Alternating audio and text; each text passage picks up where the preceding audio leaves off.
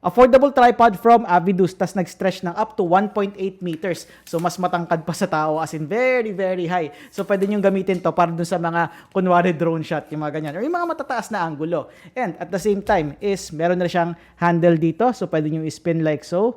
Tapos, may detachable siya na remote. So, kung solo shooter kayo or solo traveler or group pic, tapos gusto nyo lahat kasama sa picture or sa video, this one is recommended. And, pagdating naman sa mga mounting, ito yung meron siya. Meron siyang cold shoe mount for the compact cameras and para naman sa phone. So, ito yung itsura nyo para sa phone. Spring-loaded siyang ganyan. So, what you're gonna do is, kunin nyo lang to. Yan, para may clamping. Tapos, ilagay nyo lang yung phone ninyo. Here it is. Ayan. So, may cold shoe mount siya rito para sa mga action cameras saka sa mga compact cameras. And ito naman for your mobile devices. Kaya talagang 2-in-1 siya. At saka yun nga, sobrang haba.